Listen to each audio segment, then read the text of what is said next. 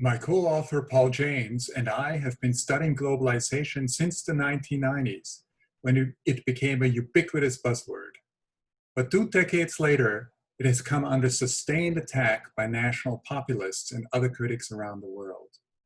So does globalization still matter? To be sure, globalization is now at its most tenuous phase in human history.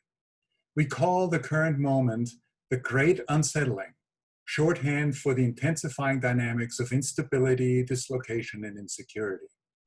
The planetary COVID-19 crisis has combined with the vulnerabilities of global capitalism to disrupt social routines around the world.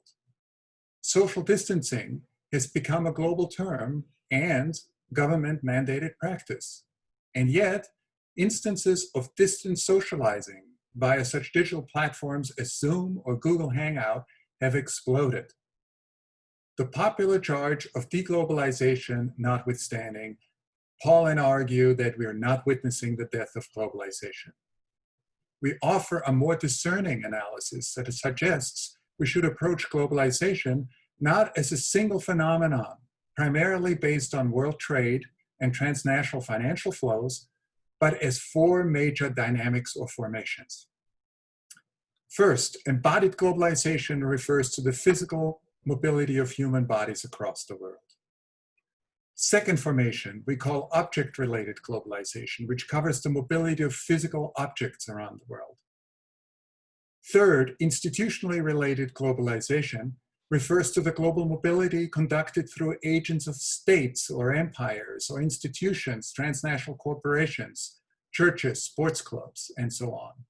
And finally, disembodied globalization pertains to the relations formed through intangible things and processes, including the digital exchange of communications and communications of ideas, words, images, and so on.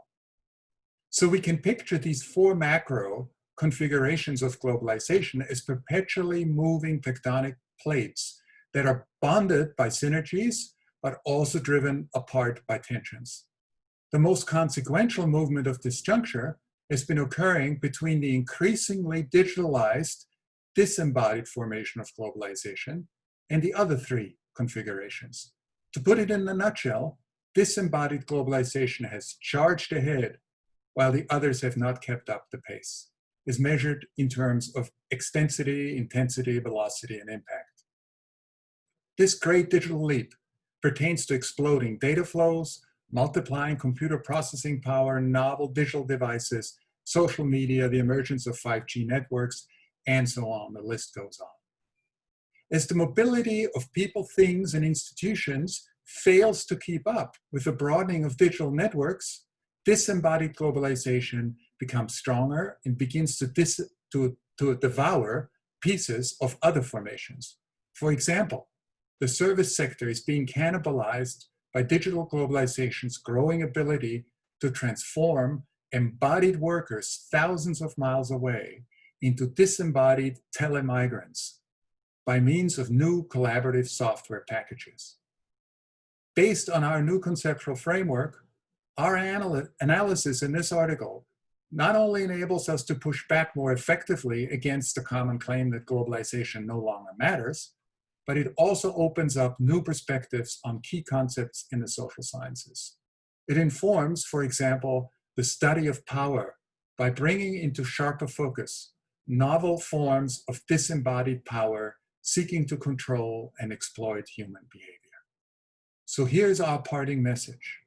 Let's avoid the common mistake of confusing reglobalization with deglobalization. What we are actually witnessing is a great unsettling caused by the profound rearrangement of globalization's main formations that move at different speeds and at different levels of intensity.